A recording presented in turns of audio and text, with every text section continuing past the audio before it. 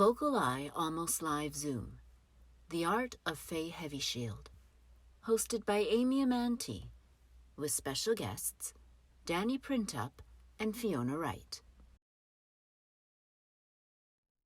And a big welcome to everybody to this VocalEye Almost Live event. My name is Amantea. I use she, her pronouns.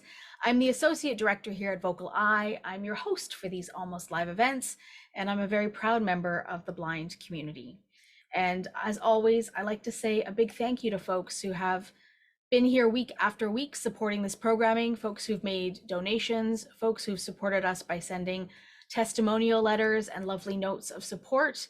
And, it's a lovely way to support us by, checking out our website and signing up for our newsletters. If you're watching this on YouTube, you can hit like and subscribe. We also have our 50-50 draw. It's our Making Ends Meet 50-50 draw that's happening right now. You can get your tickets. And the draw date will be on June the 5th, okay? Our Almost Live event on June the 5th. So you can get your tickets right now. You have to be 19 years of age or older, living in British Columbia, and there's a bunch of different price ranges in tickets. So here's where you can get tickets at www.vocaleye.rafflenexus.com. That's RaffleNexus, RaffleNexus.com. Those have been circulated in our newsletters. You can find that on our website. So check that out for community members. Check out your newsletter because there's also a phone number that you can call if you have difficulty accessing it through our website. So the right now, as of this moment, $980 is where we are at in terms of what the pot is holding. And so it's a 50-50, the winner takes home half. Last time we did a 50-50, we reached almost $3,800 and the winner took home half of that. So let's raise some funds. So there's the 50-50, and that's how you can help support us. I want to acknowledge that VocalEye is broadcasting to you all from the traditional and unceded or stolen lands of the Coast Salish people, in particular the Squamish, Musqueam, and Tsleil-Waututh First Nations. This past May the 5th marked the National Day of Awareness for Missing and Murdered Indigenous Women, Girls, and 2SL GBTQQIA+ peoples. It is also known as the Red Dress Day. This name comes from a powerful project, an art project, that raises awareness about the thousands of missing and murdered Indigenous women, girls, and 2SL GBTQQIA+ peoples that represent an epidemic of gender-based violence in Canada. In 2010, Métis artist Jamie Black began the Red Dress Project, and I'm going to spell Red Dress Project for you. Capital R, capital E, capital D, lowercase RESS. And it's spelled that way purposely, and I'll tell you why in a minute. It began as an art installation that hung hundreds of empty red dresses in public spaces to remind people of the First Nations, Métis, and Inuit women and girls lost because of gender-based violence. Jamie Black's project gained national and international attention and inspired a movement for change. The word red dress, REDRESS, means to remedy or set right. So the Red Dress Project is a call to action. So there's a double entendre there. There's a word that's red dress to mean to remedy, and then red dress as in the red dresses that are hanging on the trees. We cannot forget our lost grandmothers, mothers, sisters, aunties, and the 2SLGBTQQIA+ members of our community. We must work together to red dress this violence. So, there's an offer here.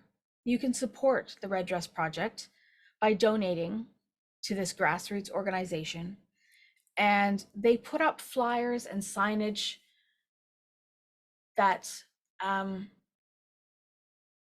acknowledge when missing women and girls and members of the 2S LGBTQIA+ community are missing, actively missing. And some people have been missing as of recent, and some people have been missing for years. So they help flyer communities to actively look for these folks that are missing. And these are First Nations, Métis, and Inuit peoples. So if you are interested in supporting the work that this organization does to help find these folks, their email address for donation is lilreddressproject.ca, LILREDRESS project.ca. So I encourage you to take a look at that. And also just recognizing that at the moment, there's some big things happening in Manitoba around some missing Indigenous women that are being searched for in a landfill at the moment. So acknowledging that these atrocities have gone on for a very long time. They have been underreported, they have been ignored, and we need to do everything that we can do to support this change.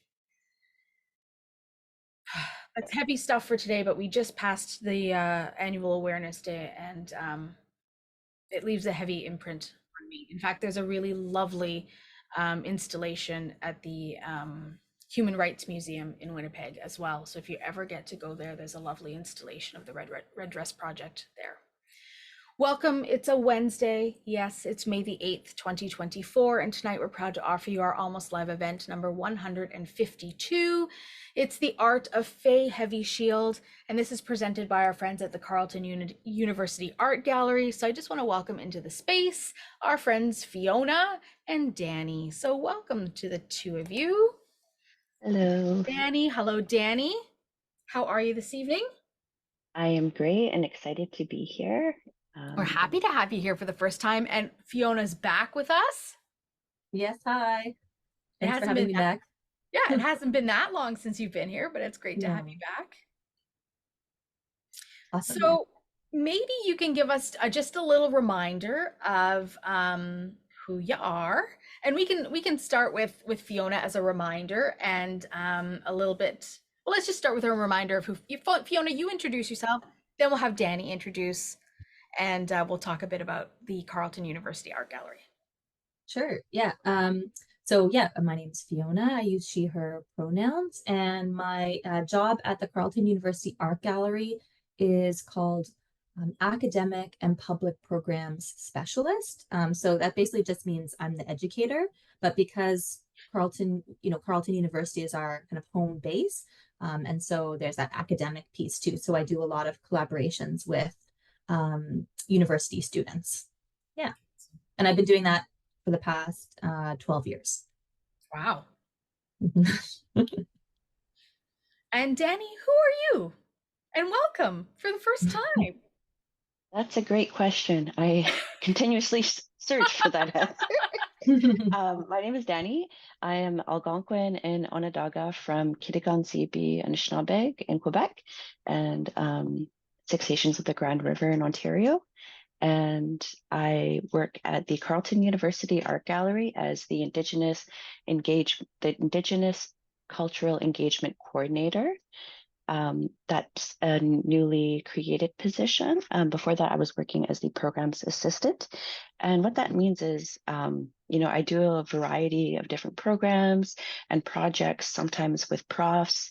Sometimes I've curated exhibitions. We have done bannock making programs, medicine walk. So it's a really fun job and I really enjoy it a lot. It makes me want to live in Ottawa. I love Vancouver, but those programs sound very cool, and very culturally enriching. And as a settler person, I love the learning that gets offered. So I think I just want to acknowledge and thank you for offering that to the world, because it's nice to share. I think it's nice to learn about fellow cultures. We're a melting pot here, and we're often more alike than we give credit to human beings, right? So that sounds like a really cool position that you've got there.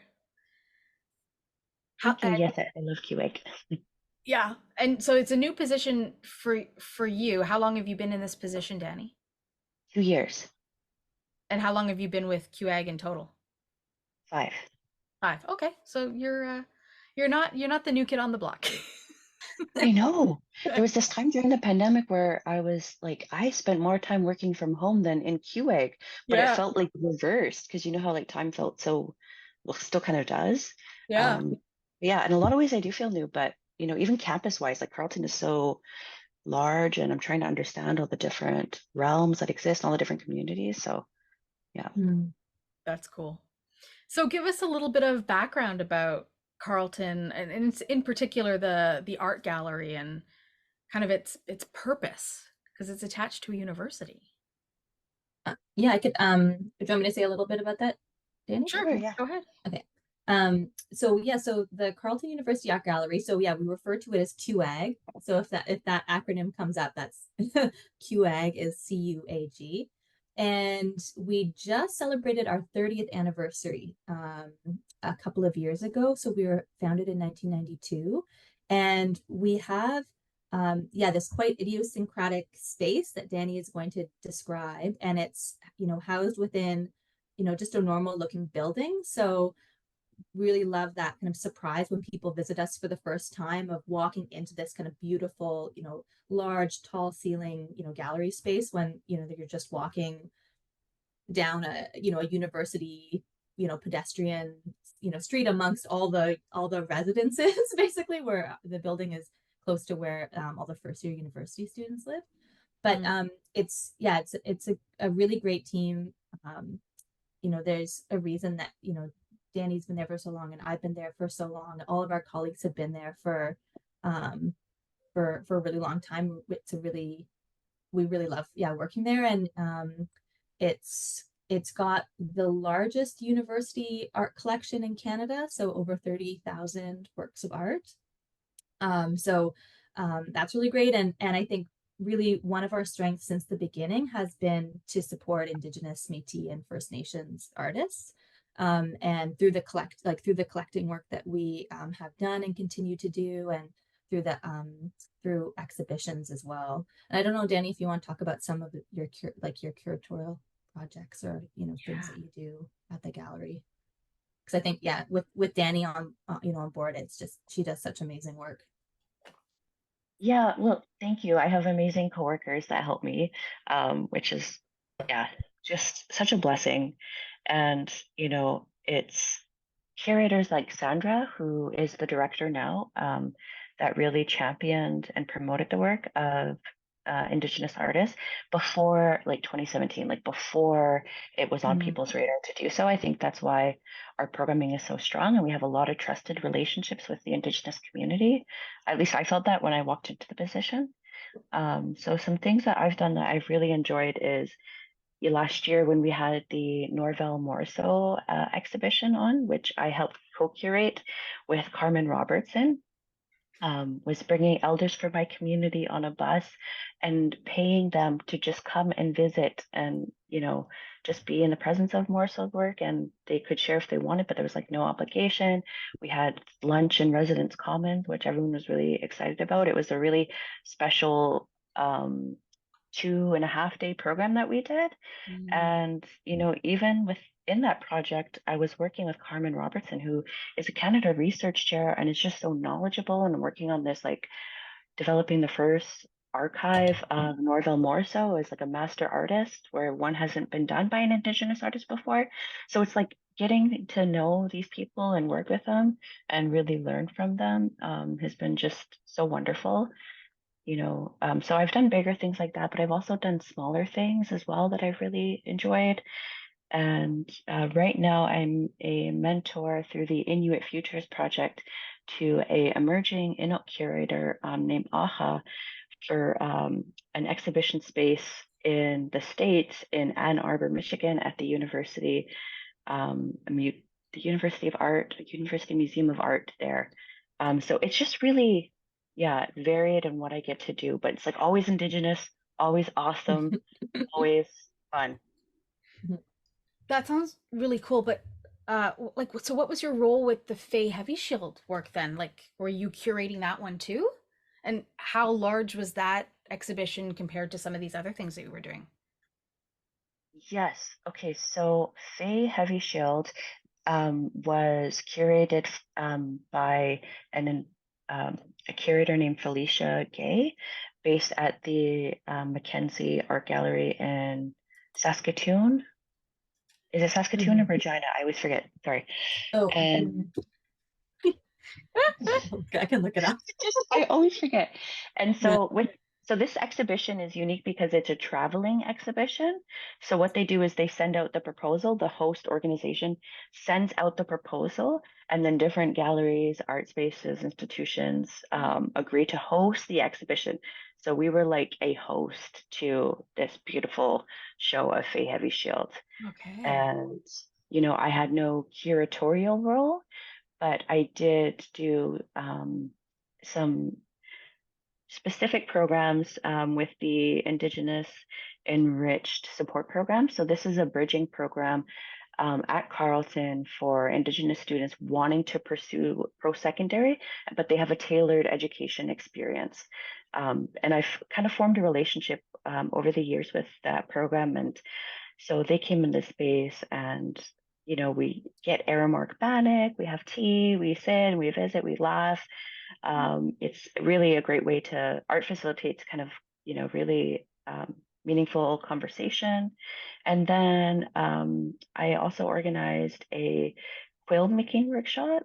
So a quill work making workshop. So there's a Anishinaabe artist that's local named Christine Toulouse who works with porcupine quills and birch bark. And so we had this really cool workshop that she facilitated and provided the materials for, and we spent like a afternoon creating in the gallery space. These little kind of hearts, and we had little frames for them. It was really special. Do you work on making any of these kind of workshops accessible for folks in the disability community? And if so, how are you all doing that? Well, Fiona helped with that this past for that quill workshop. We had Kim Kilpatrick. I don't know if you Yeah. know of her. We know her. Okay, so she took part in that workshop, which was really awesome because it has a really cool material quality to it, and you get to learn the material, and you really consider it too when having someone like Kim be present in the workshop. And Fiona sat with her, and they worked with the quills. It was, I think, really cool, and I'm thinking more about how to make things like that, especially with like Indigenous types of workshops that have these materials that have sense, that have certain feelings, how to make those things accessible. That's something that's new, I would say, for me. Yeah. But Fiona helps make it possible. She's just so brilliant and talented and really helps me facilitate these programs. Very cool. Thanks, Dan.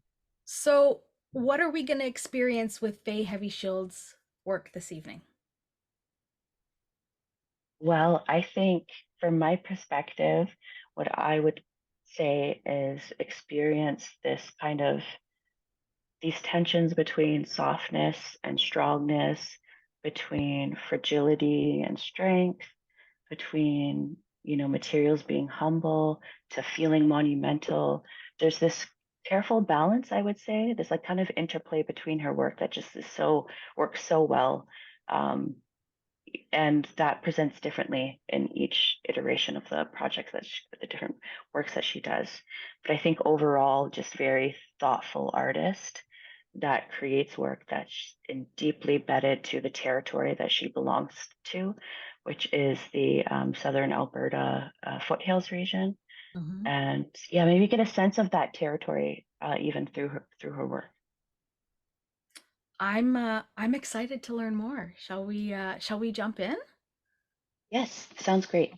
So I know Fiona, you're gonna hang in the audience, but you're not Mhm. gonna be far away if we need to call on you or you want to jump in and add anything. So please do, don't hesitate. And we'll see you at the Q&A afterwards. Great. But Dani and I are going to go on this adventure together. Yay. You ready, Dani? Yes. Okay. Awesome. Shall we bring up the first image? Yes. Yeah. All right, Rick, bring up the first photo for us, please. Okay. So this is, oh, sorry. Were you? Yeah. No, go ahead. What do we got here? So this is the exhibition installation of the Mezzanine Gallery.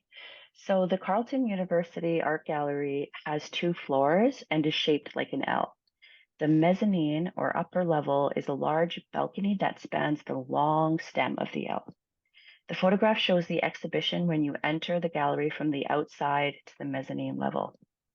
There is a railing that extends along one side of the mezzanine gallery, and you can lean over and check out the room below. You can walk down the long mezzanine gallery along the railing. The space is broken up with 2 small walls that stand perpendicular to the main gallery wall opposite of the railing. The mezzanine level is carpeted in gray, and you can often feel it as you move and walk through it. There are stairs on either side and either end of the gallery space going down to the main and high gallery spaces. Entering the show, it is quite bright and white. All of the walls are painted white, and the artworks, there are a few paintings and an installation of hundreds of small cones taped directly to the wall. All are in shades of cream, light pinks, and light oranges. On the first small wall is the exhibition's information. In large black letters, it reads, "The Art of Faye HeavyShield, Curator Felicia Gay, organized and circulated by the Mackenzie Gallery." So to give you an overview of Faye's work, the exhibition really shows her practice over 4 decades. So she's been a practicing artist for 40 years, and how she has honed this signature style that can be described as both minimalist and deeply considered when it comes to content, form, and materials. Her practice has transformed from mixed media works on canvas to installation pieces incorporating sculpture, photography, and more. The work is subtle, often repetitive in concept, but refreshingly new in execution each time. This is why every work she makes feels so uniquely special. I can now offer a biography of Faye HeavyShield. So for nearly 40 years, artist Faye HeavyShield has inspired audiences with work that is connected culturally to her experience as a Blackfoot woman from the Kainai territory. Over this time, she has imparted an important legacy to Indigenous artists on the Northern Plains through an approach emphasizing relationality to land and a community, and a poetic and visual marking of the Blackfoot language. So she's a Blackfoot speaker and works in her community as a social worker. She often works with youth. She has, as an artist, she's exhibited widely in solo and group exhibitions, including the recent Faye HeavyShield Confluences Pulitzer Art Foundation in St. Louis, Missouri.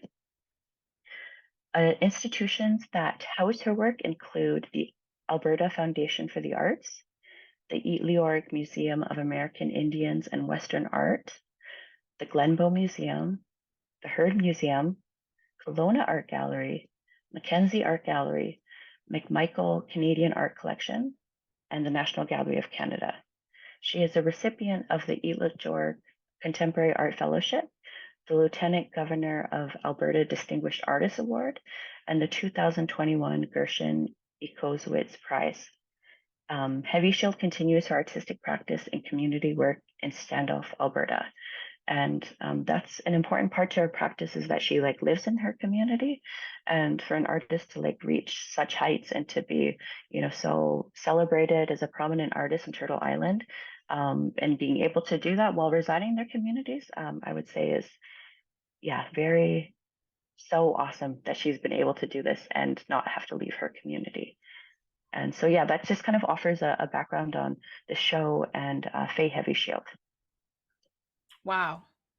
40 years and still going, but also working a full-time job. I guess I should say every artist kind of has to do that to some extent, right? But like, when does this person have time to sleep? Well, that's why I think for her, a lot of like her art studio is her kitchen and her like living room.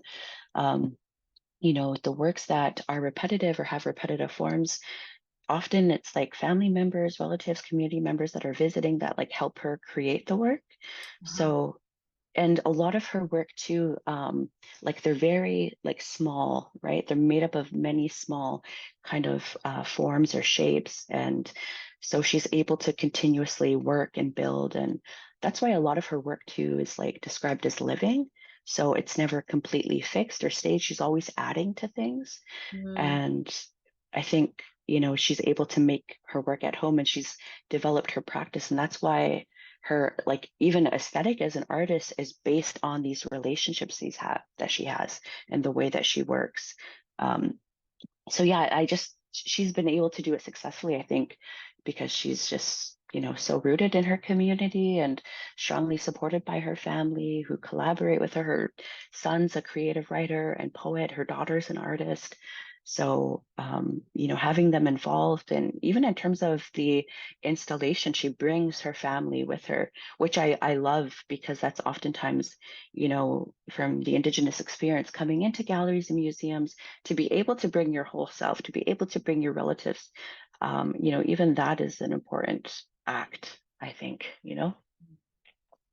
I love that perspective. Thank you for sharing that. Okay, so the gallery space is 2 levels. Is the Faye Heavy Shield exhibit taking up both of these levels or just the Yes. upper mezzanine? So it is both of the levels. Okay. So it's rather large. Yes. Okay. Which gives a lot of space to her work. Yeah. But it feels light and airy, very contemporary space. Like you said, minimalist, not cluttered.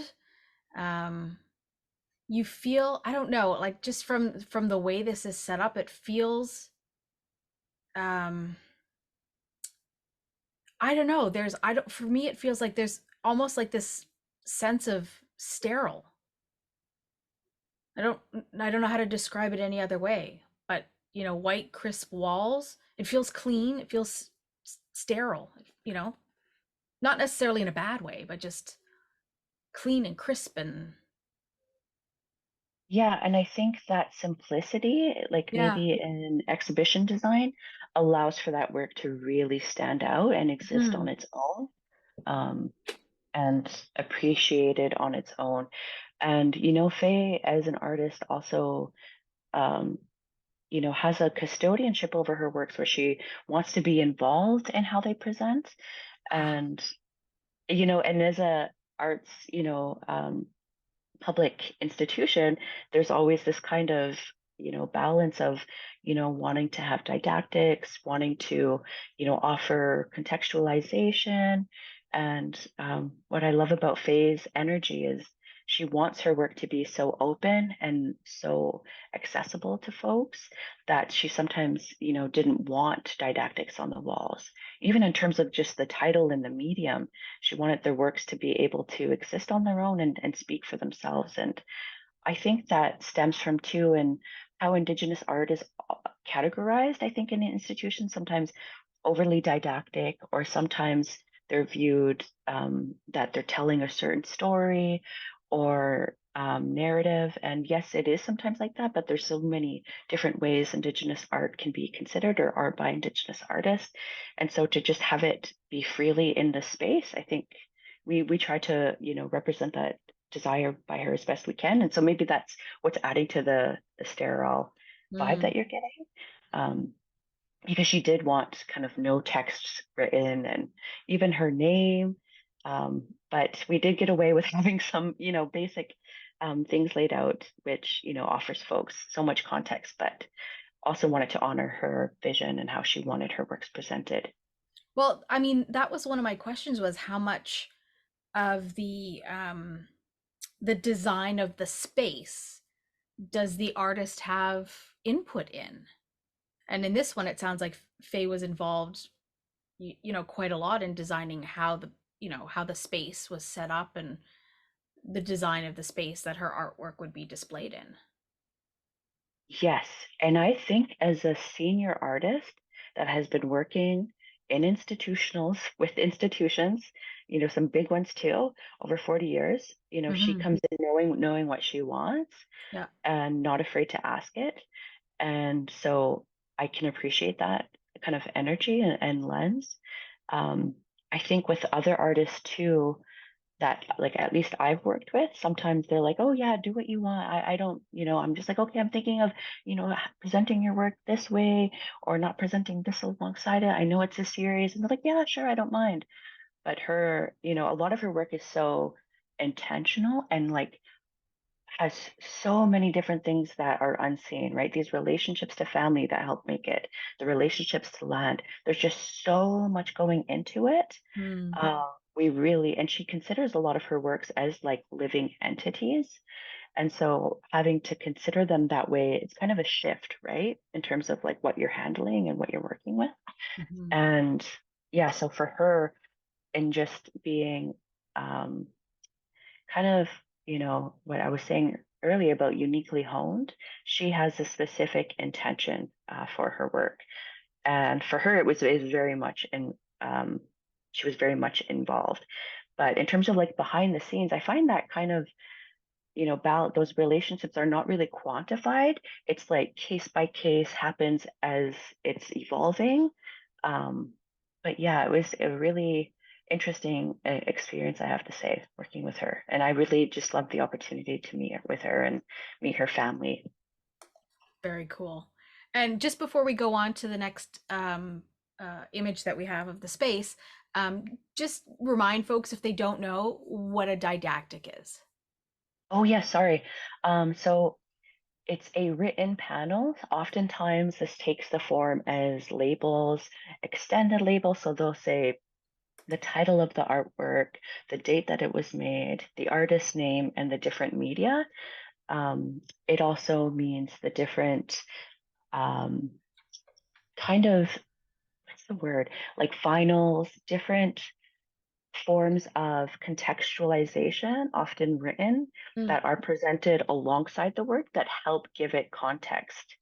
So sometimes these are like facts, or sometimes it's explanations of certain territories or certain kind of contexts that help enrich the visitor experience and give more information that they might be wanting to know. So that's the term that a lot of arts folk use to describe that kind of written contextual presentations. I'm blinking on words to use, but panels, Panels? labels. Yeah. Yeah, that makes sense to me. Awesome. Just in case there was somebody who's like, I don't know what a didactic is. Can you please tell me? Thought we Oh would yeah, no, thanks unpack for that. asking. Yeah. Yeah. Okay. Let's see what photo number 2 looks like. What do we got here, Dani? So this is another exhibition installation photo downstairs in the main gallery. So if you were to walk along the mezzanine gallery and go down the stairs on the far end, you would end up on the main level. This photo shows the long stem of the L directly below the mezzanine level, and it takes approximately 30 seconds to go from one end to the other. There are lowish ceilings here, except along one wall where it extends up to the ceiling of the mezzanine level above. So it's one giant wall. There are light wood floors on the main level, and the walls are white.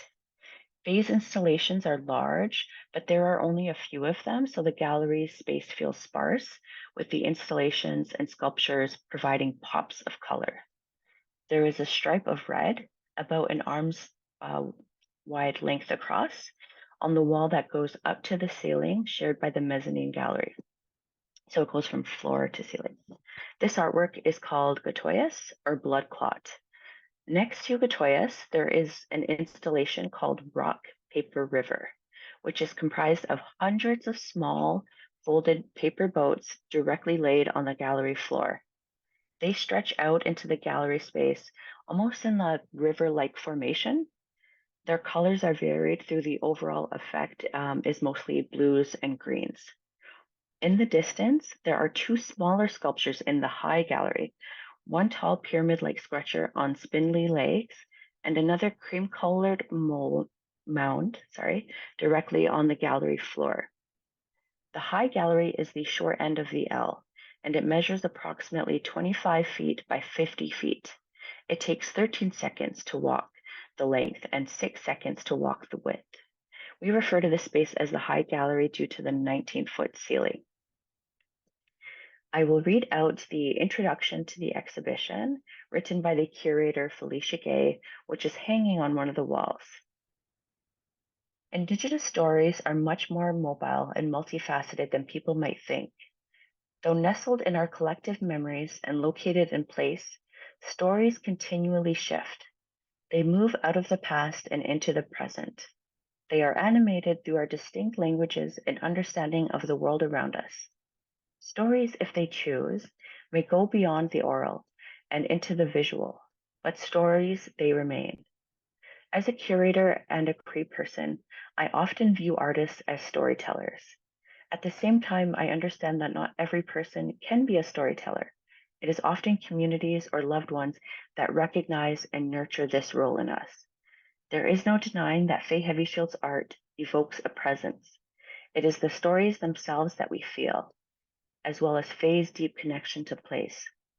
A living being, a story can grow or ebb away. It can hide itself or seek you out. Story is a process that occurs long before it is recognizable to the storyteller. It is a process that often involves a folding and refolding of impermanent memories and movements. We learn through the retelling of a story until it is ingrained in our memories and transcribed onto the land. So that was the didactic or written panel by Felicia Gay, the curator.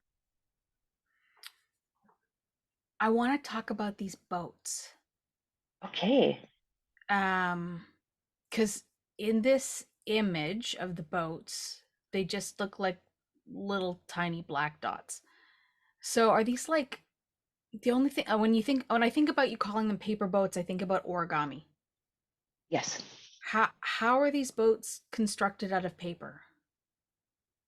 I'm not sure the exacting folding process, but I think, she starts off with the material being the printed image, and then from there decides, you know, how she wants to work with that material. Mm-hmm. And oftentimes that takes, place in creating from that material a different shape or a different form. So for this, it took the form of kind of a little vessel. It looks almost like a little canoe. Oh, And okay. yeah, so it looks like a bunch of little canoes made out of images of rivers. Rick, can you zoom in? And I don't know if anybody with partial might be able to get close-ups of those little tiny canoes. Yeah, you kind of can in some ways. Can you, Dani, give us an idea of what the size of those are? I mean, to say small doesn't really mean much, but I uh, want to say the like if I look, my hand, yeah. like from the where my thumb is to where my fingers start, and I Oh, have this like like relatively small hands. the space between your thumb and your index finger?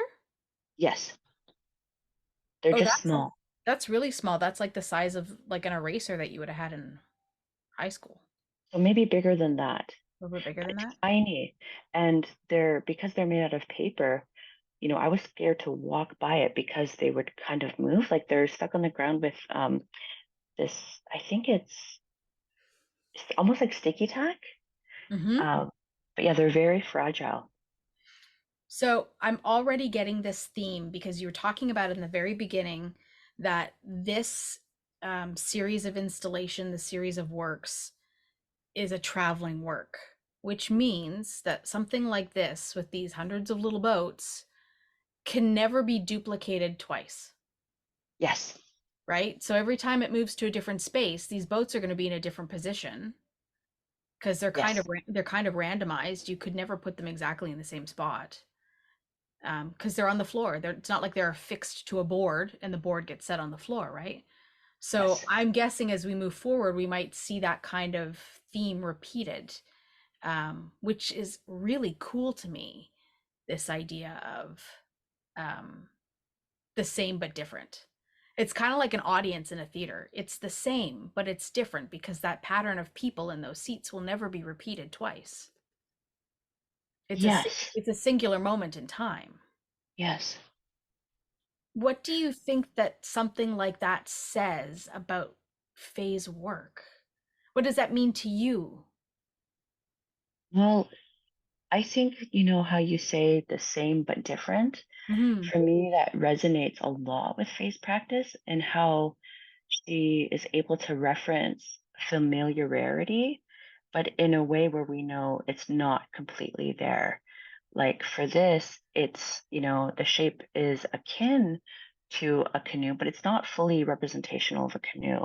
So there's something there that's abstracted where we kind of have a feeling or it evokes a certain object, but we know that it's different from that object. So what is it then's relationship to that object? It, can still be seen as, um, a vessel of transportation, but one that we have never been presented with or we don't have a relationship with.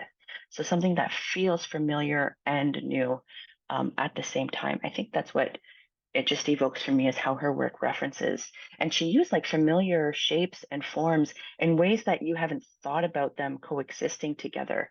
Um, Again, that just speaks to how finely tuned and thoughtful her work is. Hmm.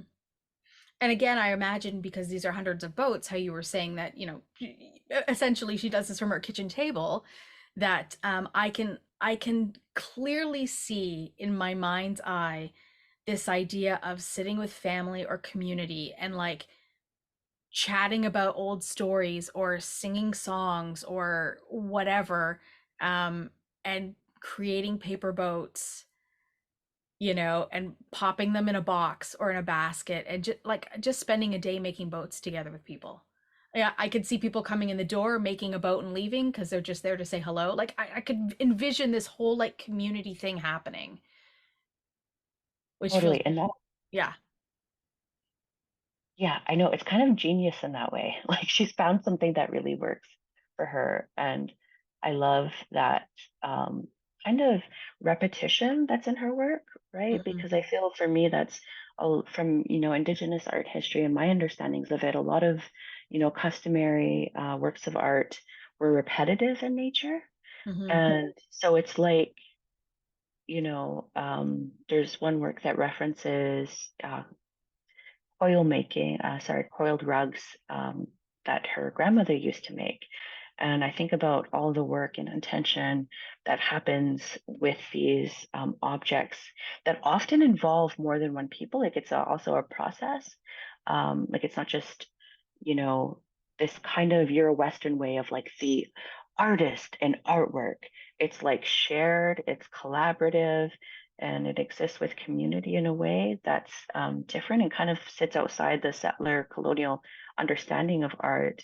But how she's referencing, those methodologies in a way that's like very contemporary, right? It looks like, minimalist artworks that, different artists have been, the different styles that artists have been doing. But for her, it's almost this newly created genre of Mm. Blackfoot minimalism, almost. And, even those titles, she is, said before she's okay with the word conceptualism, she's okay with the word minimalism, but wouldn't necessarily describe her work like that. Um, so I think for her, there's like so much that we'll just never be able to experience because a lot of it exists kind of unseen, but like what we can is still already super phenomenal, right? Yeah. The photographs, the images that of the rivers that are um, folded into these paper boats, are they photographs? Are they images from magazines? And if they're photographs, does Faye take the photographs? Where do the images come from? So Faye, is a fan of humble materials.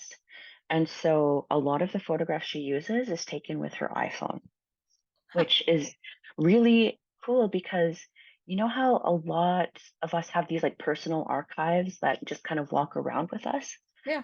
Her work, she's still adding to it. Yeah. Like, I'm going to be surprised if she's taking a photograph of a river right now. She's always adding to her work. And I think that just shows kind of how her work is just always existing and always living. Um, so she takes these images on her phone and then just prints them. And, I'm not sure the kind of paper that she uses, the kind of printer, but to me, they seem, very akin to something you could have at your home. Yeah. And then from there, kind of works with them.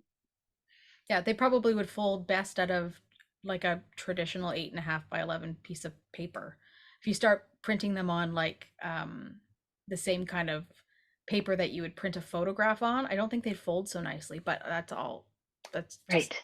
how I'm experiencing what I know of the texture of photographs. They don't fold, they get that weird white creasy thing in them and Yeah. start to, yeah, but I don't know, I haven't experienced. And the only other thing I want to say about this, and then we can move on, is because the boats are folded from paper that is the color of rivers, a lot of them appear to be dark in color. So I imagine they're deep blues and shades of darker color spot parts of oceans and rivers and whatnot. But the floor is this beautiful, like golden blonde colored floor. So there's this juxtaposition because in my mind, the canoe would be the wood color and the ocean would be the blue color. But right now we've got the ocean, which is the wood color, and the boats that are the blue color. And there's something kind of cool about that. And if this floor had not been the right color, this installation wouldn't have worked. If this floor had been a dark color, you wouldn't see the boats on it. Yes. And I think I did see a photo of a past iteration of the show where it was on like a concrete kind of floor.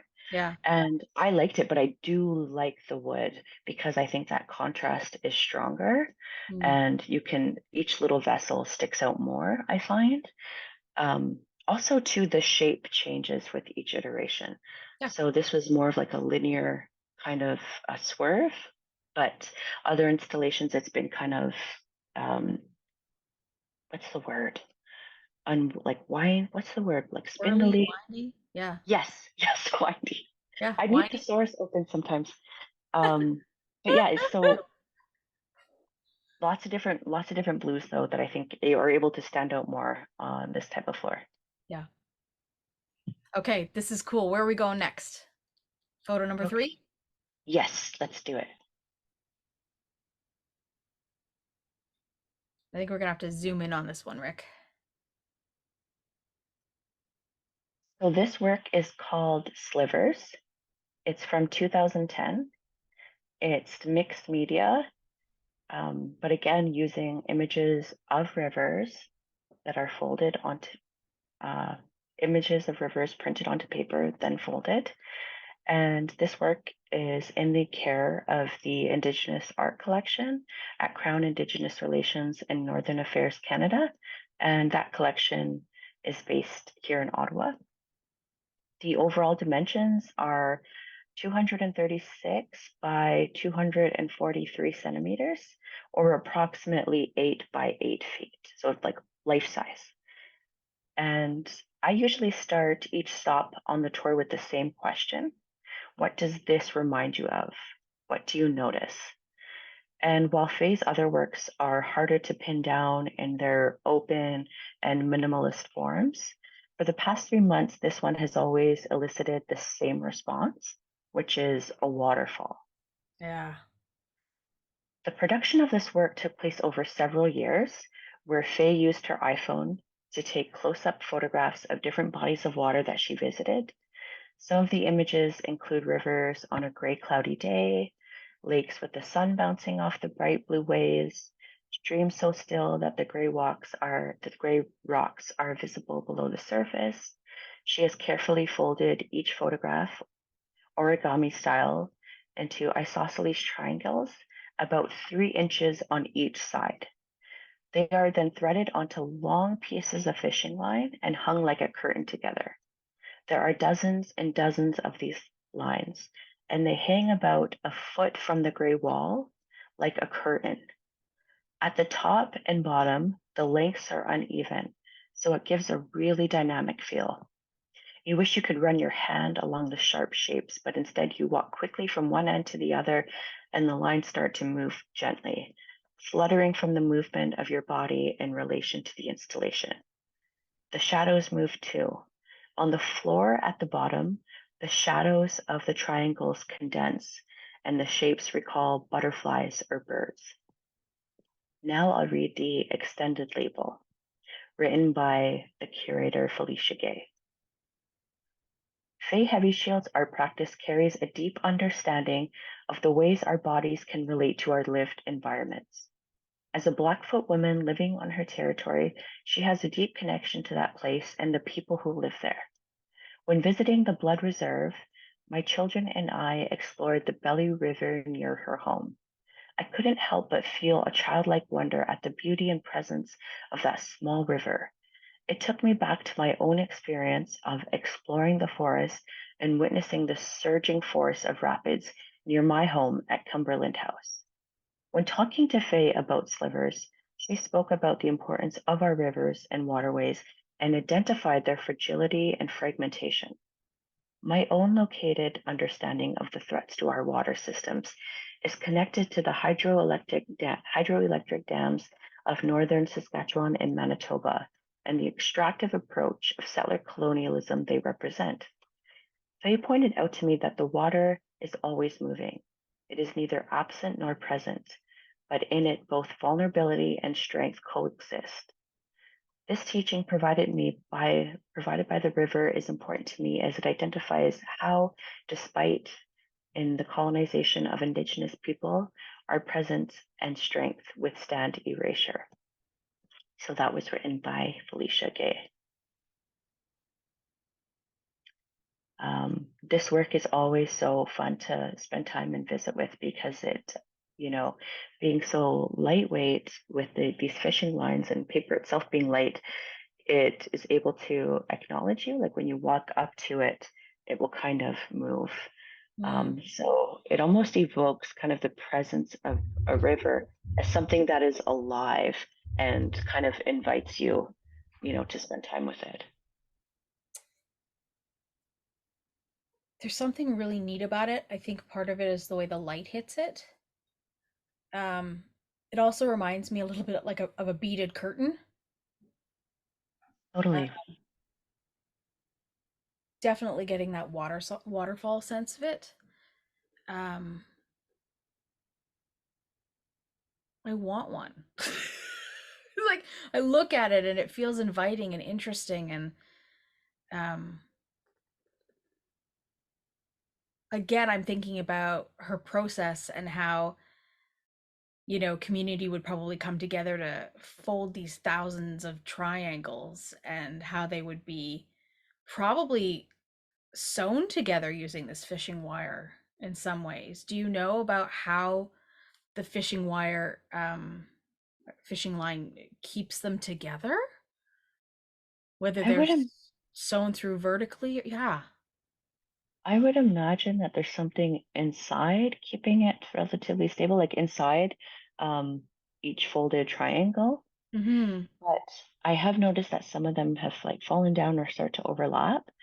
So I think Faye has in the past consulted with the collection to kind of just, care for them and move them around because as they hang down, right, kind of gravity starts to pull on them. I'm not sure exactly though. Well, I mean, it is one of the things that I've asked artists before that do installations like this is, I guess for something like the boats, you could keep those in a container and travel with them relatively easily. but something like this, that's sort of, assembled on its own is a little bit more delicate to pack up and to travel with or to store, or and I just wonder, like, where does it get kept when it's not in a gallery space? In a crate and in storage. Yeah. So that's why it's so nice to bring work out, you Mm-hmm. know, especially, to just like revisit them at different times and in context with different works. Mm-hmm. Um, but yeah, definitely, going back to what you said about a sterile environment, this will, for the most part, be housed in a sterile environment in a Yeah. crate. And whose responsibility is it to house these things? Is that the artist's responsibility? If it's in their collection, so if the artist, has their own collection that they're lending to the show, then yes. Yeah. But with this being looked after by a crown collection, Yeah. they have resources and a means to care for the work as needed. Yeah. And how does it get to be a part of a crown collection? Is that because the artist has gifted it, because the crown has purchased it? I don't know how that process works. So this belongs to, it's not the right word. This is cared for by the collection at what used to be called Indian Affairs Mm-hmm. and now is called the Crown Indigenous Northern Affairs Canada. And they are a unique art collection because they kind of stemmed from these development of economic programs to have art as a form of economic, revenue and means in communities. And so from there, kind of built this collection that then, was taken over with different artists and curators and, developed from the Indigenous community itself. So all of the juries and acquisitions, so when purchasing work, all of the juries are Indigenous curators or artists themselves that have a say and voice in what's being collected. This being a Crown collection, funding is always dependent on, who is in office, all these different kind of political things that are always happening. Mm-hmm. And so sometimes they'll have money before year end to do a special acquisition, so they'll get a jury together and kind of target specific gaps in the collection. So, sometimes there's gaps by, Métis artists or Inuit artists. And so they'll do special acquisitions and, get in touch with artists, ask what works they have for sale. They don't like working with artists' estates or galleries directly. They prefer artists being able to profit from the work that they make. Yeah, that makes total sense to me. Yeah, this is really beautiful, and I imagine that the paper itself has a nice glossy, shiny texture because you can kind of, when you look at it at the right angle, you can kind of see the light bouncing off of it, which is probably why people make the waterfall reference. Yeah, and it kind of reminds me too of that, light bouncing off the river.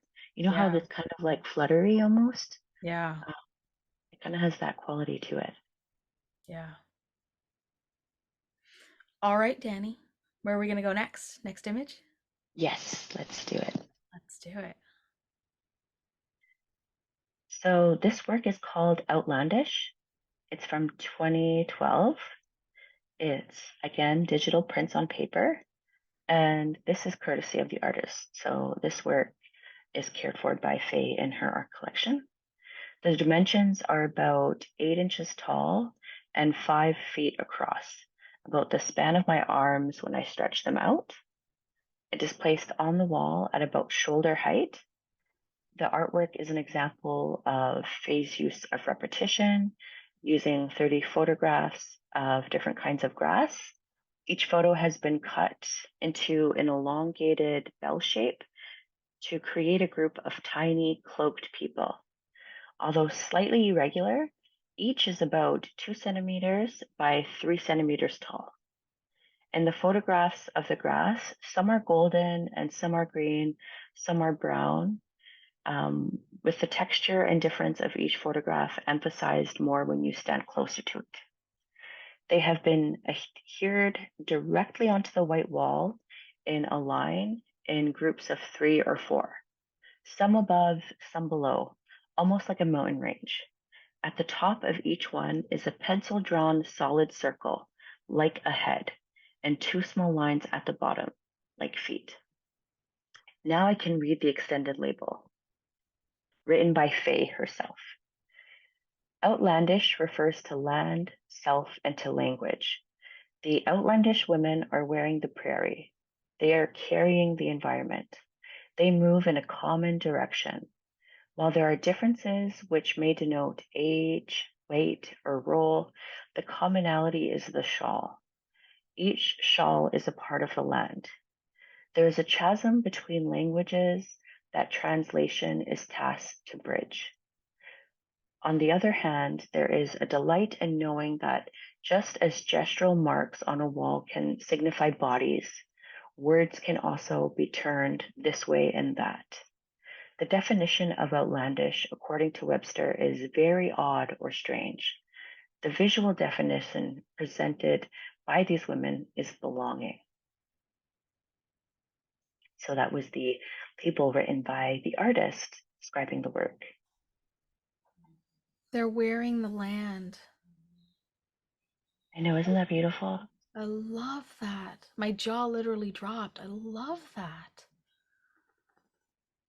Again, it's not something that my mind would have ever leaped to. Yes. Her work is very surprising that way. It makes you ask questions, right? Absolutely. What do you feel when you look at something like this, Dani? Because it's very we're going back to the word minimalist, but like Yeah. it's very striking in that it's a white background with these essentially like they look like little tiny individual mountains that are scattered. Yes. But they're representative of people carrying the land, women carrying the land. Yeah. What kind of impact does that have on you when you witness it? Well, I love this work. I love her work that is tiny. You know, in my nation, you know, both sides, so I'm Algonquin and Onondaga, and in both of my nations, we believe in these little beings that can move between worlds. Mm-hmm. So, you know, often sightings of them are very like brief and not quite clear, but it's they often, you know, bring like healing, good news, and we leave little offerings for them. And, you know, there's like so a part of our worldview of like that they're just there and present and special, and we don't fully understand them, we don't fully understand their world, but like we respect each other. And so her Mm-hmm. work that is small, it makes me think about them in relation to like their experience of territory. And, you know, there's like stories of like people finding things that like, oh, it looks like little people were here. But of like those kind of like gentle kind of steps, you know, onto earth. Yeah, I feel like that kind of just evokes this natural curiosity to environment and to territory that is built into a lot of different Indigenous worldviews. For this work specifically, you know, that relationship to the scale of the work and the wall on which it's presented, I think that contrast, you know, could evoke the vastness of the plains and how the plains, you know, I've never experienced that landscape myself, but hearing from, you know, friends and relatives, it just kind of is like very like awe-inspiring because there's just so much of it. Um, and you know, I've been to similar landscapes in the past. Like I've been to Iqaluit in the tundra, and just like when you're in something completely like a different landscape that you know you're rooted in, it's just like wow, you can really experience it in you know a way that you haven't before because you don't have that relationship. And I think you know Faye brings that relationship to the plains and to her territory in her works in a way that allows me to experience what it might be like, right? Mm-hmm. So that contrast of these images, of grass on the plains and that vast white empty space, of the kind of huge territory that her people have been on for generations. Well, and you just said the word generations, and I was thinking about, maybe this is generations of women from one family, Right. right? Or like the ancestors of a family, and or like that could be part of it. But it also, to me, it almost looks like women traveling together, like they're on a journey. That's Um, what's so special is like they're all yeah, moving in together. You see them all moving together. yeah, yeah. It feels like that. It feels like the classic trope of prairie movies when they're all moving together like that, which is tropey, but there's something beautiful about this, and that they're all together in community, and maybe it's ancestors moving together, Yes. supporting each other. I don't know.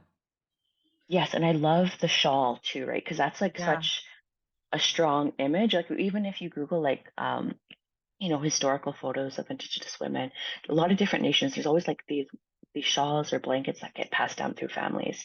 yeah. But like this idea of like women carrying too the weight of their territory, their communities, I kind of think it's a metaphor for many different things. I mean, something like this could really make a very beautiful garment too, right? Like you could make a beautiful shawl or scarf out of something like this, Totally, printed on fabric. Um, totally.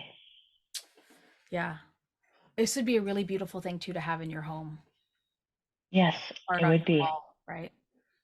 It would be. Yeah, it's really lovely. Again, very minimalist. Very seems very simplistic, but there's so much behind it that you could probably talk about it for hours. Yes. Yeah. And I feel like I didn't get a chance to talk about this one so much with the tour, so I'm really appreciating the opportunity now because it is very special. Hmm. It's really hard, now that we've gone through a couple of these, because every time I see one, I think, oh, this could be my favorite. And then I go, no, no, no, this one could be my favorite. And now I'm saying this one could be my favorite. But they've all been really, they've all really left an impact. And again, when I appear in front of them for the first time, I look at them and I go, I have no idea what that is. No idea. Um, and then you start to unpack it and I go, whoa, wait a second. Like, there's so much there that my eyes would not be able to pick up, and now I'm fascinated by what this is, right? And I Very think cool. that's, yeah, why visiting art with people is so important, right? Because I feel like when you're with others, it kind of just, I don't know, is easier to want to be, involved in the artwork and want to engage with it. Um, Sometimes when I just find it's just me and myself, it's not as like I don't go further that I can go where I'm talking about it with others because everyone brings their own insights, their own experiences to each work, and phase work exists in a way that it invites those perspectives. She wants us to do that. Yeah. It's one of the reasons why I love this space, because I would be like that too. I would be in a gallery space and go, great, what's next? Great, I'll move, right? Because Yeah, but the conversation that gets had, and those exchanges, and those creating relationships to the work, to the other people in the space, that's where the magic happens. I agree. Yeah. All right, my friend, let's check out the next one. Okay, Rick, what do we got next? so this work is called Wave. It's from 2018. It's a digital image on paper or mixed media. And this artwork is a large spiral placed directly onto the floor. The diameter is about 25 feet. It almost reaches three of the walls in the high gallery, though there is room to move all the way around it. Wave is another favorite work to talk about because it shifts the gallery visitor's expectation of art, which I love. With this installation, I like to encourage the visitors to find a spot around the artwork and sit down. It creates a natural, equal formation for us to have a conversation. Everyone gets a front row seat because of the scale of this floor work. It also sparks awe since the spiral is the result of hours and hours of labor. Faye has taken photographs of the grasslands close to her house over several years. Sometimes the grass is golden in the autumn, brown in the winter, and green in the spring. She has carefully wrapped the printed photographs around a piece of rope about the diameter of a straw. The photographs meld and layer on top of each other. This rope is then laid into a spiral directly onto the gallery floor. At the center, the lines of the spiral are quite close together, though the spacing gradually gets bigger towards the perimeter until it's about half a foot. There are at least 25 turns in the spiral, and it took the gallery technician 3 days to install it. When I ask what this reminds visitors of, they say tree rings or a vinyl record, or instances of spirals in nature, like a snail shell or a flattened whirlpool. When I tell them the tidal wave, they also say that it looks like when you drop a pebble into the water. So there's no label for this work, and this work is also in the artist collection as well. So, you know, the spiral is made up of these long kind of curved strands that exist separately, but then get folded into this large spiral with each gallery iteration of the show. How do they get attached together? Do you know? I don't know. It looks like tape, but I don't think it is. So I'm not sure, Fiona, I'm not sure if you might be familiar with how the different strands are attached. I think you're right. I think it's tape. Yeah. Okay. Yeah. And it's not affixed to the ground, right? So if you were to catch that on your foot or something, would you pull that Yes. coil out of shape? Yes. Thankfully, that didn't happen. I But was yes, gonna say, I mean, can you imagine being the one person that did that? yes, it's interesting because it is so fragile, right? Mm-hmm. But we were up close to it, and people were so respectful of this work. Like we were able to sit all around, like for the tours, and people were sitting on the floor. We have these portable chairs. You were able to get up close to the work in a way that you can't in like National Gallery or other kind of museums where there's this forced removal from the artwork because of all these kind of parameters that museum spaces have created in order to protect the work. You also don't get to engage with it to a certain level as you can with QAG or Carleton University Art Gallery. And so this work was really cool to be around because it was just, like I was saying earlier, artwork, space, and then you were there present with it. So when you ask people about, what they think it looks like or represents, and they say, a snail shell or, a tidal wave, or when you drop the pebble in the river and it ripples out, what do you see when you look at it, Dani? What does it represent to you? How do you feel? How does it impact you? Well, there was this context. I don't know if it was provided by the curator or something, but we referenced it as a map. And I found that really interesting because, I'm not used to maps existing in this like abstract kind of presentation. But in a way, I thought, okay, maybe it is a map because it is like mapping territory. And, Hmm. especially in the way how Faye does it, where it's, all these different moments of time through her phone and then taken on her phone, existing, as an archive that she has with her all, throughout her day to day, and then printed, and then from there folded. And so you have all these moments of time kind of coming together. And then so I thought, wow, that was kind of like a beautiful map of a territory where even the time is being played with, right? As something that can be malleable because it's not completely fixed to a certain place, a certain season, a certain day.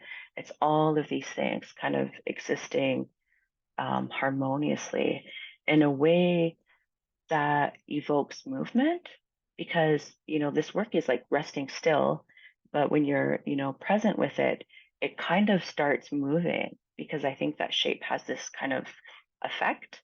And Mm. so there's like a movement almost implicit within it. So yeah, all these different layerings of things, right? Of time, of territory, of movement.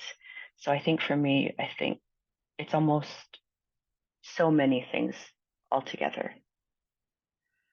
Hmm. Maybe like the way you talk about that kind of reminds me like of a wormhole in outer space, but like you could jump into it and it could take you to a different time in history, but of the Yeah, same patch of, where the grass is, right? That same patch of grass in another time in history. no, that like kind of trope of like being stuck inside an artwork, like being trapped inside like a work of art. Uh-huh. Like getting trapped in this work would be like, yeah, in the foothills of southern Alberta, like amidst like tall grass. It's really interesting to be able to, see the different images up close. And, I liked when visitors like got really close to the work and would try to see the different variety within it. But yeah, definitely like a wormhole. I mean, I was talking to someone, I think, about Interstellar, the movie Hmm. Interstellar, and this idea of like time travel Yeah. um, in relation to this work specifically. Rick, just for fun, can how much can you zoom in on that just to see if we can? Now I'm getting really close to my screen. Okay. It's funny when you get really close to that with the light colored wood on the floor. Now it really looks like a tree ring. Yes, It's the tree ring of time. it does, Yeah. totally. Thanks, Rick, for indulging me. These are all really interesting pieces, and it also makes a person. No, I shouldn't say a person, but there was a time where there were certain things that were considered art and other things that were not considered art. Um, and I love that we're in a time now where art doesn't have to be done by somebody who went to school to train to be an artist, uh, or just painting or sculpture, or like the classic stuff that would have been defined as art, air quotes art, because I love this kind of style, and I think at some point in certainly white European history, this would not be considered art, right? Probably in indigenous cultures, this was always considered art, this kind of style. But I don't know the answer to that. Yeah, I think, you know, this image I've seen referenced more in, you know, pre-colonial kind of like rock paintings, like different spirals and things like that. Mm. But I think more so the method in which she's doing it, right? And how this was actually the work I was referencing when I mentioned she would watch her grandmother make these like coiled rugs that she would sell to the Hudson's Bay Company. Yeah. So these like things that, are very labor intensive and, a lot of the indigenous forms of art do require a lot of time, years of training, experience with the material. Hmm. And sometimes they are just small, right? Like small baskets. Like I feel like I have little baskets somewhere here.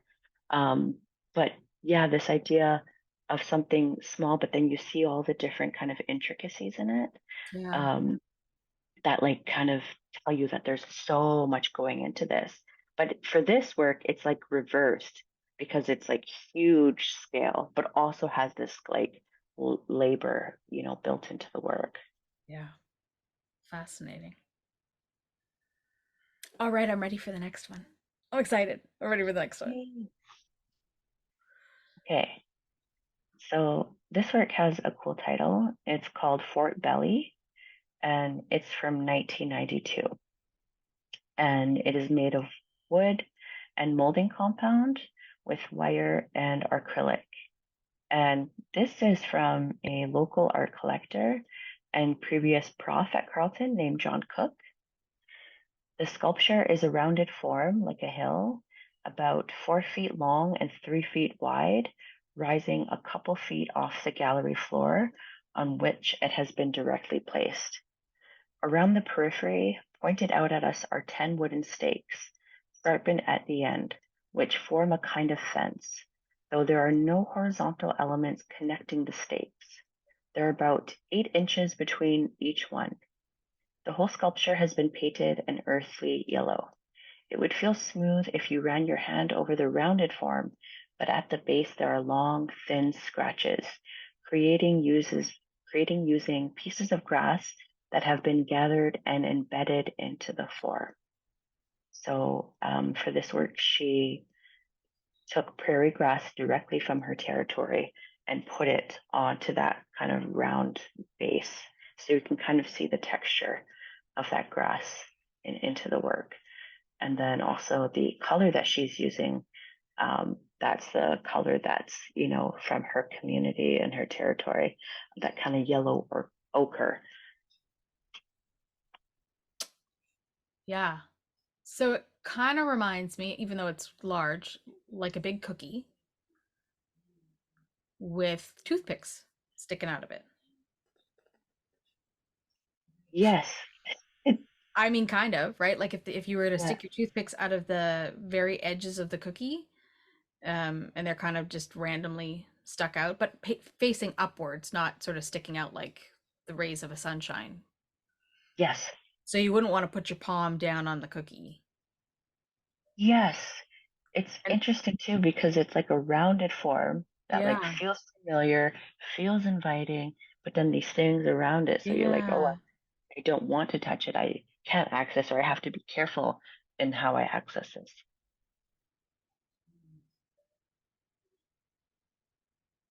I I have to admit I'm having a little difficulty unpacking like what what this means to me when I hear the description of it. What do you interpret when you experience this one, Dani? So I think for me, the title, like I go to the title for it. Mm-hmm. So I spent my adolescence in a border town called Fort Erie, which is in the Niagara region. Mm-hmm. And so Faye was, considering this idea of, forts from, her perspective being in Alberta and all the different forts, within her territory. And so I was thinking about, so-called Canadian history of like how forts were established, how they dictated who was let in, who was let out. Mm-hmm. But then their kind of complex history in relation to the Indigenous peoples on whose territory they were on, you know, sometimes they would employ Native people. So they kind of have this weird history, I find, all these different forts. And I also am a fan of like ghost stories and those kind of things that have those kind of darker histories of like the history of these kinds of, erected structures. And so I feel those kind of things, but then, also and how she enters it from a Blackfoot woman's perspective and wanting to use architecture, like referencing something that was brought to her territory, but something also too that existed on her territory. So also referencing, Sundance lodges and teepees. And so, these stakes, these wooden stakes, I've seen used to like dry meat, to, erect structures that we would have ceremony in. I'm not Blackfoot, but just the shape itself, right? Mm-hmm. And so I think there's this like convergence and, that kind of historical convergence also takes form in how it's presented because we just see this convergence of shapes between this like rounded mound that kind of feels like it could be like a mountain, or, Yeah. for Faye, a foothill. And then also these like kind of spikes around it. So there's, yeah, these two things happening at the same time. So I think I feel that tension maybe. That's so interesting. I have such a hard time seeing the mountainous bit of it because it just looks like a flat circle to me. So thank you for reminding me that it's mountainous. Um, because yeah, I don't get the depth perception of that. Um, wow. Yeah, it kind of looks like a belly, like off of the Mm-hmm. ground. Mm-hmm. And so this was when Faye started referencing the human body in her work, which she kind of began to evolve later on. But thinking about like a pregnant woman's belly. Yeah. Well, there's just another layer you brought into this. Yeah. Right. Yeah. And then those kind of stakes take a different kind of, Yeah, you know, meaning then. absolutely. Wow. And it blends in with the floor. It's just such very similar Mhm. colors. Yeah, I really love all the colors in the show, like the different yellows that she brought in, because even, in her use of them, it's not consistent, but she talks about, opening her window in the summer and just seeing like the variety of yellows, right? Hmm. So you see that variety in a lot of the different work that she has. It's like not the same. Okay. We've got another one to share. Yes.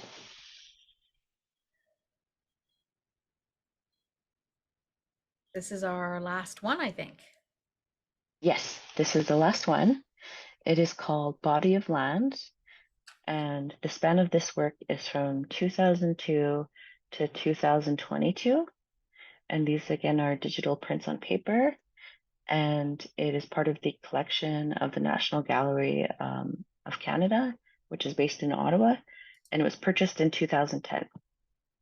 So this installation takes over two perpendicular walls in the Mezzanine gallery, recalling mushrooms that slowly cover the trunk of a tree. It is comprised of dozens of paper cones directly attached to the wall, from the bottom up to about shoulder height, spaced randomly apart but quite densely packed. The cones vary in size slightly, though around the size of a palm. Each is a different color: white, pale pink, bright orange, and dull purples. The light above creates two overlapping shadows for each cone, giving the cones the appearance of wings or an upside down heart. If you examine the cones more closely, you are surprised that each is a picture of skin, photographed very close up. Sometimes wrinkles or pores or tiny hairs are visible. From afar, the effect is beautiful. All cones feel like variations of the same, in community with one another. I can now read the extended label. My environment includes family, language, narrative, the land. Each portrait is a body of knowledge, histories, and stories, both real and imagined. So that is a quote from Faye HeavyShield from 2022. Next is a description, I think from the curator. Body of land is more than a body of work owned by an institution. It is living culture, an embodiment of knowledge connected to place, encapsulated in each conical structure thoughtfully placed on the wall. The cones are abstracted teepees stretched out onto the land. They represent the skin of our bodies, each line a story, a voice, a thought. So that's the extended label. So very similar to what we saw with the boats, Yes. right? So this is photographs of skin from various, probably people, parts of the body, all, close-ups, right? shaped into a cone. So I guess she cuts a circle into the photograph and then a little slit into the center. Remember how we used to do that as kids? And Yes. it turns it into a cone, like a snow cone shape, and then attaches it to the wall in these like random patterns, which also means that never again will the same pattern be repeated twice. Yes, again. Yeah. And especially how it's like images of people, like people that she knows too. Yeah. So I wonder if each one of these photographs is a different person, or if there are like multiple photographs of skin from the same people. You know what I mean? Yes, Like, I do. yeah, Yeah, there's 3 photos of grandma up there and 4 photos of the neighbor or whatever, or if each one of those represents an individual person, which would be fascinating. As you were talking about the fact that Faye collects these photographs, keeps building her archive. totally. And I like how it's like not known though, right? Yeah. Like we'll kind of never know. Like I don't know that she would even share, or that even hers herself would be able to know that. I have some insight into that actually. Ooh, Ooh. Well, comes I Fiona. so yeah, coming in with um I so from what I know, it's mostly photographs of her own skin. Ooh. Like there are Oh, many more cones than are on the wall. This is one again, yeah, like it looks different with each installation. Um, but yeah, from what I know, it's mostly hers. But then I know she did a workshop with a group of Indigenous youth in Calgary where they helped with the installation. And so she was taking photographs of their skin. And so that was included. Um, and and then also I was doing a tour with a group of grade 8 students. And this one student put up her hand and said, oh, I know this one. Because her mom worked at the National Gallery of Canada, and she was there on install day when they were putting it up on the wall. And Faye took a photograph of this child's hand, and so this kid who came in for a tour, she was part of the artwork that we were Wow. looking at together. So that was really, yeah, that was really special. So I think, Danny's talked about this idea that it's a living artwork, and with this one, I think the institution, even though it's they're the caretakers of it. That's this that cones are able to be added to it all the time. yeah. Now, did we reference how many cones are up here? Or did I miss that? No, and I don't know that I would know that either. Because I mean, just so that people know, like there are hundreds of them, right? Like it's not a handful. Yes, I would say about 70 to 100. Fiona, I'm not sure. Would Yeah, stuff like this is hard. Yeah, maybe like between 100 and 200, I think. Yeah. There's a lot of them, Mhm. um, which is quite cool. From a distance, when you can't tell that they're cone shaped, they it looks like a polka dotted wall with like, but it's a random pattern, right? It's not a consistent pattern. It's randomed in different colors of polka dots, like sprinkles. Mhm. It's kind of cool. Rick, can you see if you can get some kind of close up?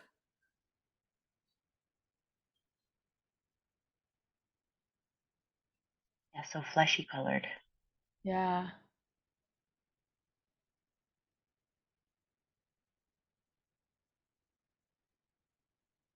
Very cool. And I can't tell this specifically, but those cones almost seem to be like perfect. Yeah, they are pretty perfect. They seem to be pretty perfect. Yeah. Well, Yep. it's cool the lighting too, right? She really activates the space around the work and has that be a part of the work too. So And like the they're shadows, yeah.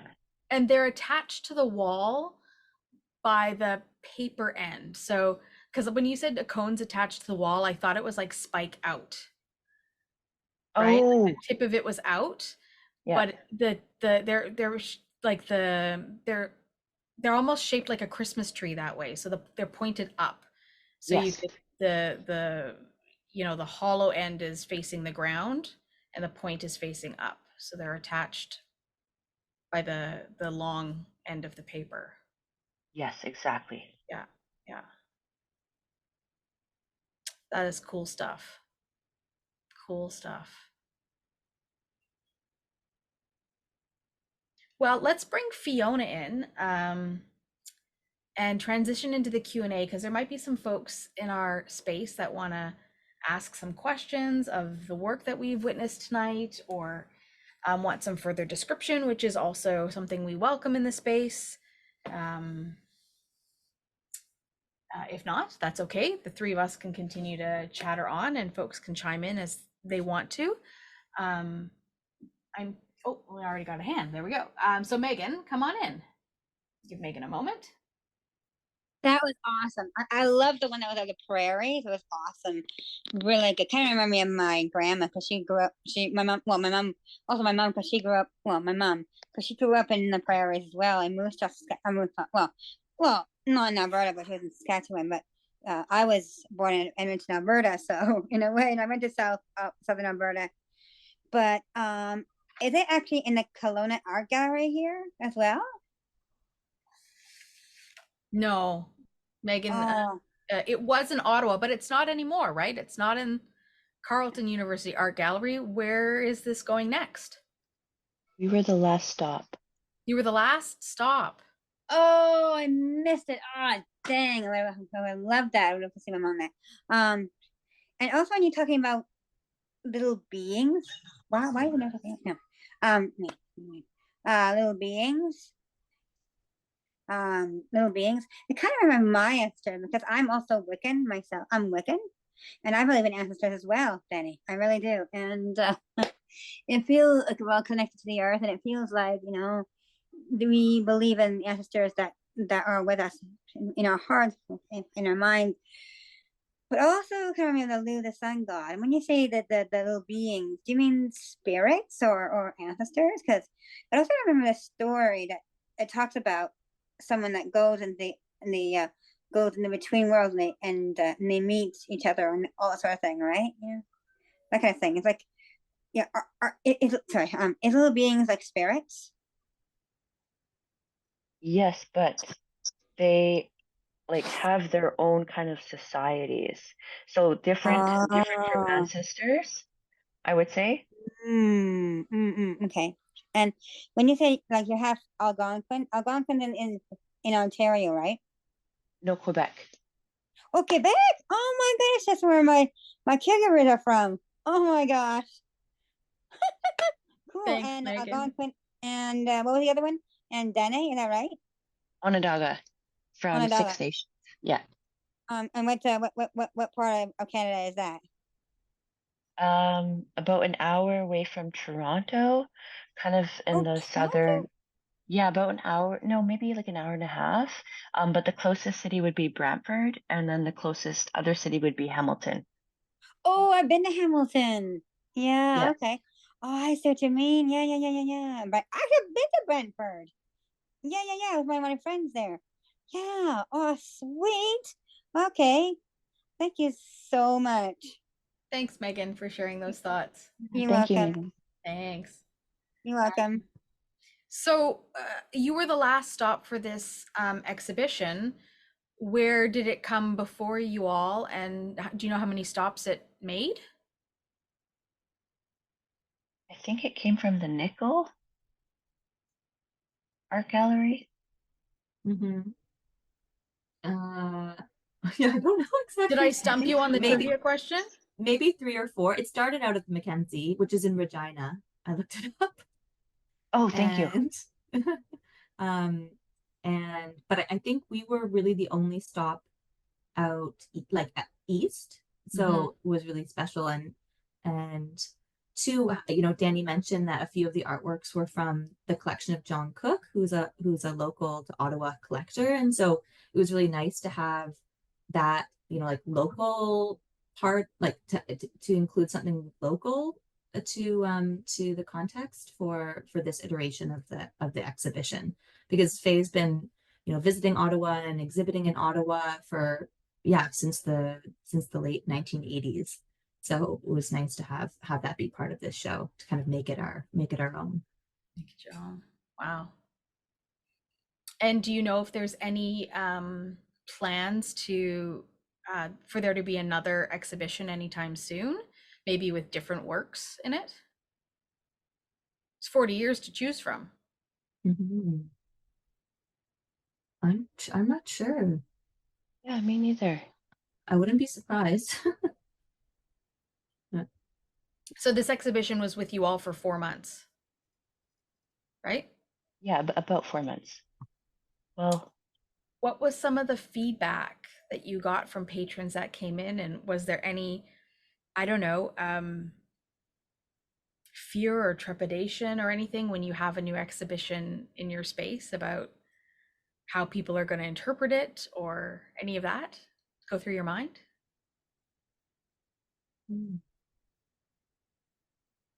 I think at first I was a bit worried because I, before learning what I just shared with you all, I was worried that I didn't understand minimalism itself as an art genre. And, I, as, a coordinator of programs, and sometimes curator, sometimes I go to visual things in an artwork, like I'll kind of forget certain things, but I'll go to like visual kind of cues that I have. So even my like experience with work, like I never gave a tour of this kind of work before. So the first one I was so nervous, like Fiona can tell you, and it was with a art history prof who has been very knows art very, very well. And so I was very nervous, but then, her work is just warm in a way. And so I think I felt that warmth as I was, engaging with the work with others. But definitely, going further and like just asking more questions, and even, asking yourself, well, I wonder why I'm thinking of this, like that kind of going further with work, I found allowed me to access it more. I think too, I was just gonna add, I think too, what we really realized is it's important to show senior artists, that especially in the contemporary art world, that there's so much emphasis placed on like new, young, cool, hip art, artists. Yeah. And so to really make space for these senior women artists who have been doing this kind of incredible work for decades, and to make sure that they get their due. Yeah, for sure. And you had Faye in the space with you all, right? I think at the start of this, Dani, you said that it was really great to meet Faye. So how long did she join you at QAG? Well, she actually came months prior to do a site visit, Okay. which I think really helped form the exhibition. She was very excited by our space and how unique it was, and she was excited to see her work in it. So she came then, and then she came for install. So the week or the couple days like leading up to the exhibition opening, and then stayed for the opening and was able to celebrate the show with her family.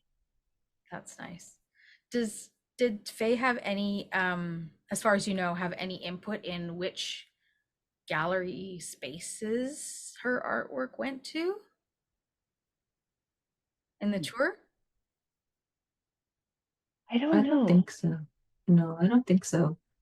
Okay. I think it's up to the host gallery to kind of pitch, I guess, their traveling shows to the different directors, and then to kind of coordinate, with everyone's schedules.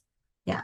But I know that, Sandra, who's our director, she has been a fan of Faye's work for for, since the early 90s. And so really jumped at the chance to be able to bring it to QEG. Mm-hmm. First time you've hosted Faye's work, I imagine. Yeah, I believe so. Yeah. Very cool. What's coming up next for QEG? Oh, we are closed for the summer to do some very sexy HVAC renovations. Ooh. And get some new lights. But then in the fall, we have 3 exhibitions. So one that is called Practice as Ritual, Ritual as Practice. And it brings together artwork by, I believe it's 13 Black women artists who are Canadian, who had participated in an exhibition that I think it was in the 90s, that really was about kind of showcasing kind of systemic racism in the art world.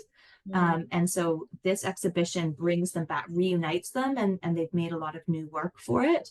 And so yeah, I'm excited about that. Another one called A Dream of Return, which is another group contemporary art exhibition of 6 Indigenous and diasporic artists who are looking at that idea of what does it mean to return to land, or to return to land, or return land. So a kind of poetic kind of investigation of this concept of return. And then a solo exhibition by a senior woman artist named Jane Martin, she was based in Ottawa for a really long time. She was really an advocate for artists' rights and fair pay. And a lot of her work have to do with bodies and the kind of complications of relationships, marriages, that kind of thing. So yeah, it's a lot of different things, but I think it'll be really interesting. And all those things are going to happen at the same time? Yes, yes. So you can see how special it is that we were able to dedicate kind of the full space to just one artist. So yeah. I'm a little bit flabbergasted because that's going to be a ton of work. Not that you don't know this, but yeah. Oh, we know this, Amy. Yeah. Yeah. How long does it take for you all to prepare for something like this? Have you been preparing since last year? Yeah, or even before. We usually know what shows are going to be coming in 3 years in advance. So yeah, we'll see. But it's these are 3 different curators as well. So we get to work with some really lovely people. So I think it's going to be great. And are you planning on having any audio description tours for these? I'm not sure yet. We'll definitely be keep doing the live tours, that people will come in and we'll do mostly one-on-one. People would come in as a group, but it's kind of mostly one-on-one, or one to 2 people we're walking around. Yeah. So I think that'll be really great. And when you do those tours, are they on demand, or are they on certain dates and people have to make sure they book them on those dates? Yeah, we'll usually choose a couple dates, and then we work with Kim and sending out to the e-list, and then coordinate all the rides and that kind of thing. How else do you work on making stuff at QEG accessible? Do you work on ticket prices and? Well, everything is free admission to all. So, yeah, I mean, we try in different ways, working with different artists who can really lead us through that learning. Various resources that we have in the gallery, like magnifying glasses, or having a wheelchair on site if people need to, or having lightweight chairs for people. Lower hanging heights for artworks, that kind of thing. And I think and then our kind of biggest barrier is our location, and so really making sure that people know how to get to our space. That's also a big thing that we work on. Yeah, that's That's not unfamiliar. I think that happens a lot. Yes. Just Yeah. in general. Like, well, I Yeah. had a hard time finding you, but now that I have, Yeah. I can navigate the inside. Yeah. One of the things I worked on last year, and actually just thinking about it today because someone asked me to look at it because they wanted to do something similar for their space, was a kind of visual story, a kind of what to expect for it's I send it out to professors to give to their students when they're going to come in for a tour. So it uses photographs and also um, text to describe, basically what to expect. Like, what does it look like when you come in through the doors? Who are you going to see? Where should you wait? Where can you put your jacket and your knapsack? What's going to be the experience like when you're on the tour? What are the sounds that you're going to encounter? What that where do you need to, where can you go if you need a break, like that kind of thing. And yeah, I've been finding that's been helpful, like a good resource to have as well.